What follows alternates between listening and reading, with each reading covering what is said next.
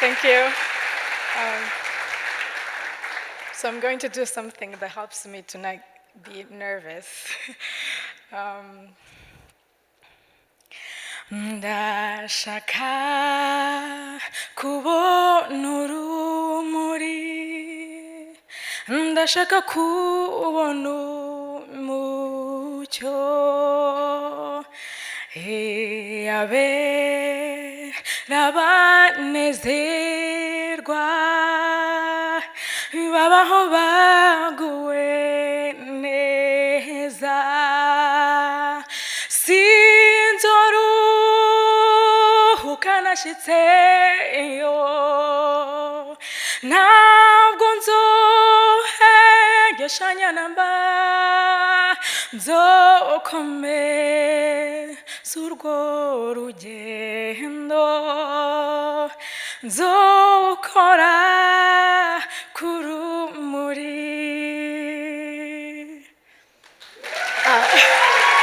Thank you. Thank you.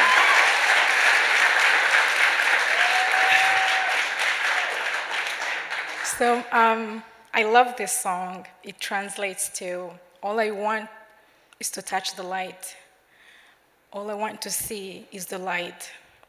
I will never hesitate. I'll keep going until I touch the light. I want to be where all souls are happier, and that's all I want. So I loved this song because when I was 13 years old, I was like any other teenager, but with just a terrible background, and I did not understand anything at all. Life was so miserable, and I didn't know that there was any other life out there. And for some reason, I don't know why, my 13 years old thought, if this is life, I don't really want it. I couldn't bear the thought of living for 20 years, 40 years, 100. I couldn't imagine myself living that whole life. It was too long for me, and I decided I was going to end it myself. I was the oldest.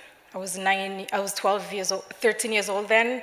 My baby brother was 11, and I had another brother who was 7, and the sister was 4 years old. So I was kind of like a mom to them. We were living with my dad, who had PTSD and was really violent, and it was just too much for me. So I decided there was this lake nearby our house. I decided I would go there because I heard many times from my dad that he would rather see us being killed by the water than the machetes. You see, he lost his entire family. He had 12 siblings and his parents. He lost everyone, and where he lived, they planted potatoes and maize, so it wasn't really home. And perhaps he did not accept life after the genocide as a Tutsi man. And he left the country before the genocide and joined the army that stopped genocide. Today is November 11, is a Veteran Day. So I was really honored that the Shaina was on this day because both my parents are. And, but he never felt as a hero, though they stopped the genocide, but in only 100 days, 1 million people were killed, and few of us survived. But the country really was a mess, and he felt guilty that he did not save his family. So that haunted him, and he became mentally disabled. So when I walked through that lake, I was thinking all the miserable things that I went through. I never thought of anything good that has happened in my life. And when I was there, when I arrived at the lake, I started crying. Thank God that I thought about my siblings. When I was crying, I really cried about how they will take the news. Maybe that was a safety moment for me, because I cried really hard for them, and I fell asleep. And yes, I fell asleep at the beach. And I woke up when somebody was kicking me at around 6 p.m., and he was rushing me to get out of the area because no children were allowed to be there past 6 p.m. So he accompanied me, and when I got home, of course I cried with my siblings. When I saw them, they were waiting for me because I was always there with them. We were always together, and I cried, but I knew that I was going to live this life no matter what. It wasn't going to be easy. I did not expect it to be easy, but I somehow knew that I was going to live it no matter what. But angry. I was really angry at everyone and everything. At 18 years old, I was in high school, almost finishing high school, and then there was a program, and my school was selecting influential students at my school to go to the museum and learn the real history of the country. Though I survived the genocide, I was very young, I was 4 years old, so I didn't really understand why did really my people kill each other. I did not understand it all. So I'm always shy. That's my brother and that's me. So I was one of the selected students. We went to the museum, and I did not know what to expect because where my house is, like 15-minute drive to the museum. But I always thought I knew everything. Of course, growing up with my dad and my mom, I would think I know everything, but it was just the aside of grief, of just losing everything, but not really the whole side of what really happened.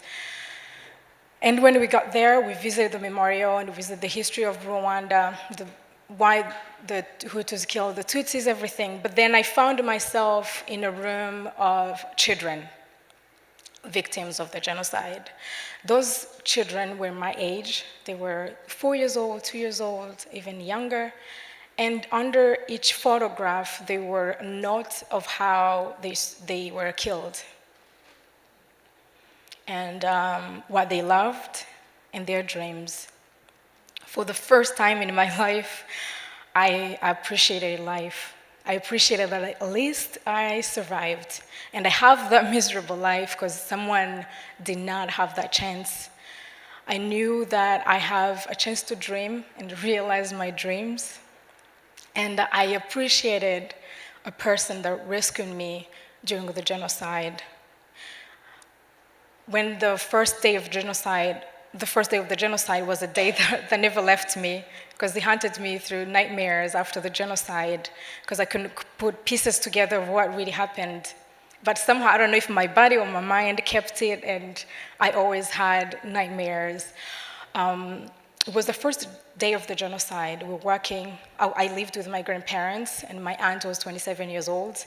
I was the only adult in the house, and we were like more than 12 kids, and she was taking care of all of us.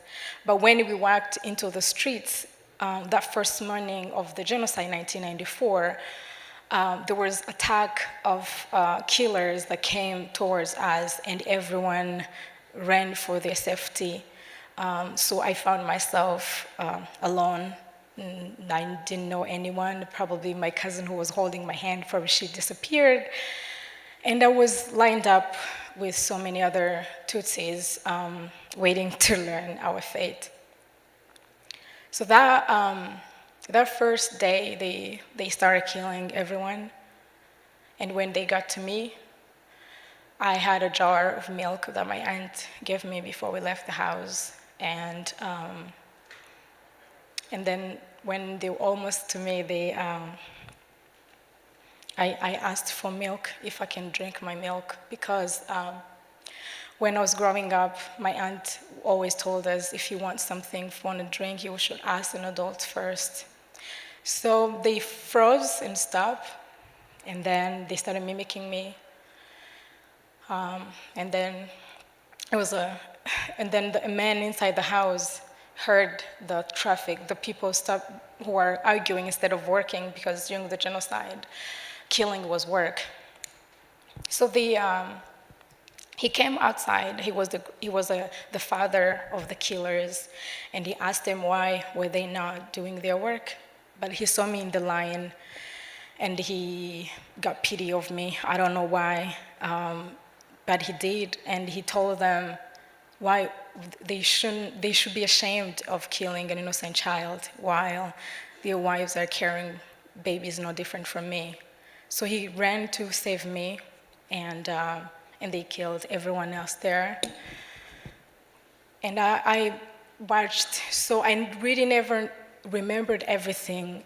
But when after the genocide, I was never able to sleep. In the middle of the night, I would wake up thinking everyone around me is being killed, and my mom will be there holding me and calming me down and calling everyone in the house so that she can convince me that it's not a war.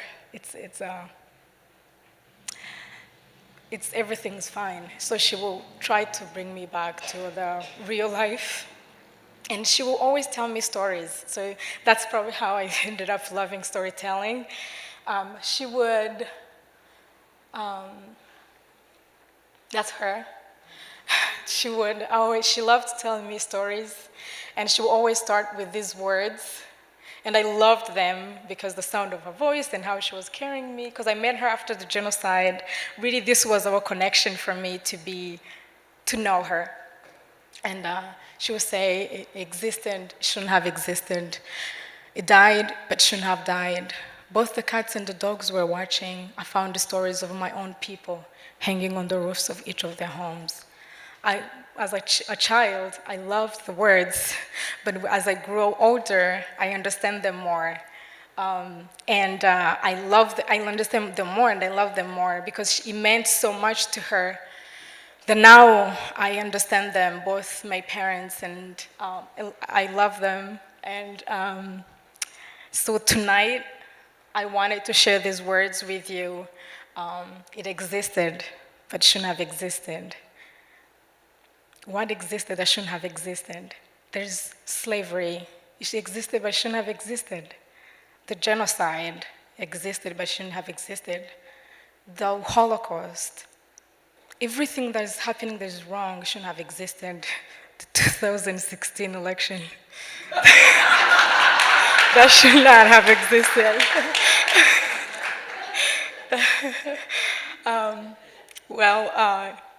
It died, but shouldn't have died. There's so many lives innocent lives that are dying even now, but they shouldn't be dying. Both the cats, so these last words, I love them because my mother always said that humans are the scariest and dangerous species on the planet, but they're also the loving and kindest species on the planet. It just depends on which one you want to feed, and you will see what you were feeding. So I love that line because I always grew up, I was an angry teenager, and when I understood her words more, I wanted to change that. I wanted to feed more of my light in me than my anger, because anger is really easy. It's so easy to feed, and the positive side of us, it's a hard work. So I tried the easy one, and it wasn't pretty for me. So I ended up trying the hard one, but it's getting better. That's why I'm here tonight. I found stories of my own people hanging on the roofs of each of their homes. What stories do we want to leave behind for next generations? Everything I do is not just for me, it's for my siblings who are younger, or somebody who will come from me or from somebody else somewhere in the future.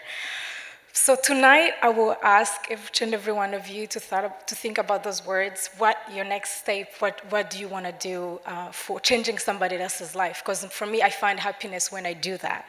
And there's one big favor that I will ask everyone to stand up and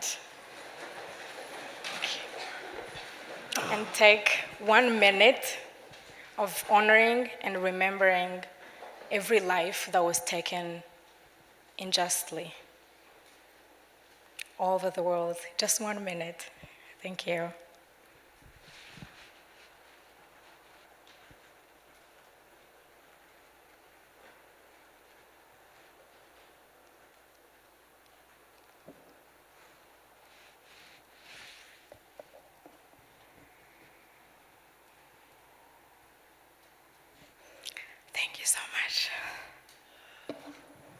Thank you.